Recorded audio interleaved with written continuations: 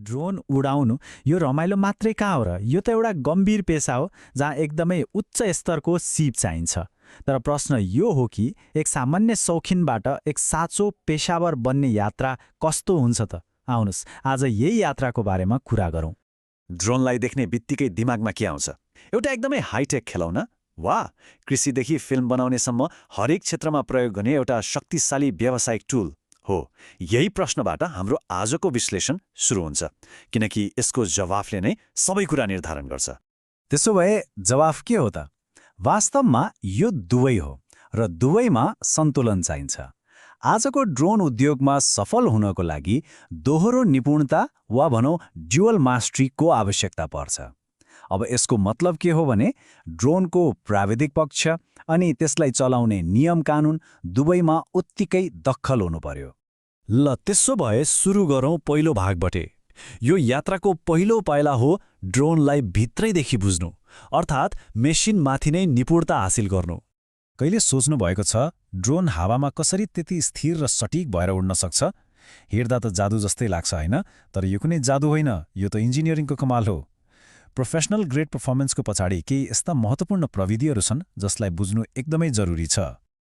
यो स्थिर उडान भनेको एउटा सिम्फनी जस्तै हो, जहाँ हरेक यन्त्रले एकअर्कासँग मिलेर काम गर्छ।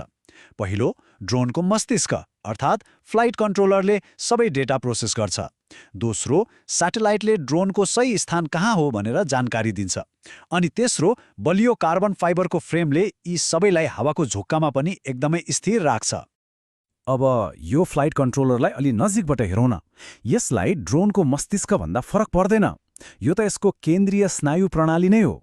यसले के गर्छ भने सेन्सरबाट आएका हजारौं सूचनाहरूलाई 1 सेकेन्डभन्दा कम समयमा प्रोसेस गर्छ र ड्रोनलाई स्थिर राख्न लगातार माइक्रो एडजस्टमेन्ट्स गरिरहेको हुन्छ। कमाल छ हैन? ड्रोनको दिमाग जति तेज हुनुपर्छ त्यसको शरीर पनि त्यति नै बलियो हुनु पर्यो। हो, यहीँनिर कार्बन फाइबरको भूमिका आउँछ। यसले बनेको संरचना कस्तो हुन्छ भने चङ्गा जस्तै हल्का तर चट्टान जस्तै बलियो। अनि यही कारणले गर्दा त प्रोफेसनल ड्रोनहरूले खराब मौसममा पनि आफ्नो काम एकदमै सटिक तरिकाले गर्न सक्छन्। ल, मेसिनको कुरा त बुझ्यो। अब पालो आयो त्यो आकाशलाई बुझ्ने जहाँ यो मेसिन उड्ने हो।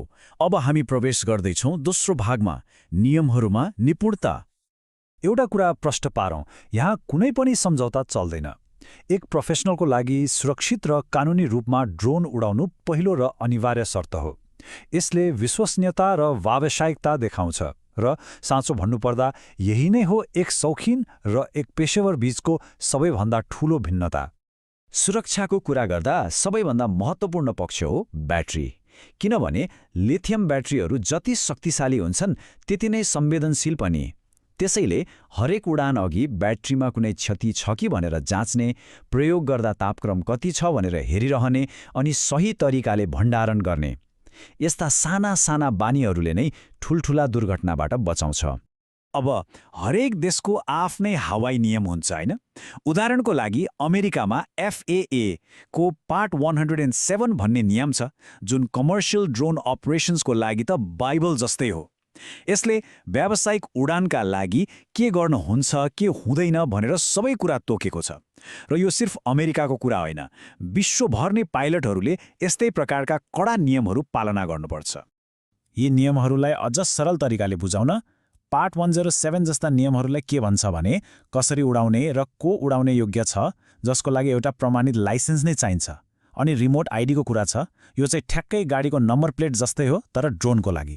यसले आकाशमा कुन ड्रोन कहाँ उडिरहेको छ भनेर पहिचान गर्न मद्दत गर्छ, जसले गर्दा पुरै हवाई क्षेत्र नै अझ सुरक्षित हुन्छ।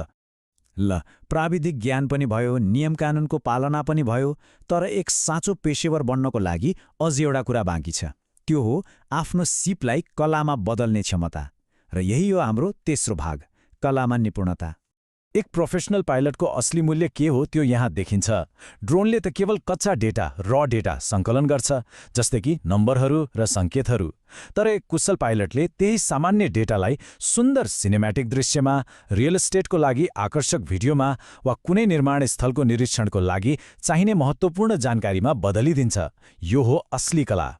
स्रोत सामग्रीको एउटा भनाइले व्यावसायिक उद्देश्यलाई एकदमै राम्ररी स्पष्ट पार्छ। प्रतिस्पर्धी बजारमा उच्च मूल्यको डेटा र इमेजरी प्रदान गर्नु नै लक्ष्य हो। मतलब यो केवल ड्रोन उडाउनु मात्र होइन, यो त भ्याल्यु क्रिएट गर्नु हो। त्यसो भए एक पाइलटबाट सिनेमाटिक कलाकार बन्नलाई के चाहिन्छ त? खासमा 3वटा मुख्य कुराहरू छन्।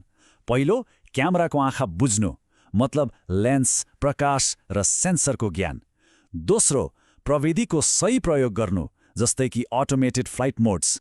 र तेस्रो, जादुई स्पर्श, अर्थात् पोस्ट प्रोडक्सन सफ्टवेयरको ज्ञान, जसले सामान्य फुटेजलाई पनि असाधारण बनाइदिन्छ। ल, यतिन्जेल हामीले वर्तमानको कुरा गर्यौं। अब अलिकति भविष्यतिर हेरौँ न। सन् 2026 को ड्रोन बजार कस्तो होला अनि त्यो बजारमा सफल हुन के गर्नु पर्ला? एउटा कुरा के बुझ्नुपर्छ भने ड्रोन उद्योग अब कुनै नौलो क्षेत्र रहेन। यो एउटा म्याच्योर मार्केट भइसक्यो र यहाँ प्रतिस्पर्धा एकदमै कडा छ।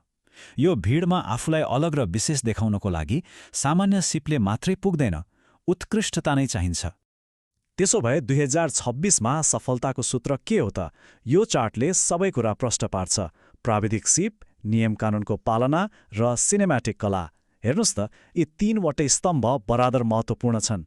अबको समयमा कुनै एउटामा मात्रै राम्रो भएर पुग्दैन। अन्ततः सबैभन्दा सफल अपरेटर्स ती नै हुनेछन् जसले यी 3वटै स्तम्भहरूलाई एकदमै सहज रूपमा एकीकृत गर्न सक्छन्। अब यो दोहोरो निपुणताको कुरा मात्रै रहेन, यो त एउटा त्रिमूर्ति जस्तै हो जसले नै एक साँचो पेशेवरको पहिचान दिन्छ। र अन्त्यमा एउटा प्रश्न, जब प्रविधि यति उन्नत हुन्छ कि उडान आफै स्वचालित हुन्छ, तब पाइलटको भूमिका के होला? के त्यो भूमिका प्राविधिक सिपमा मात्रै सीमित होला वा मानवीय कला, रचनात्मकता र निर्णय लिने क्षमता अझै बढी महत्त्वपूर्ण बन्दै जाला? यो सोच्न लायक कुरा हो।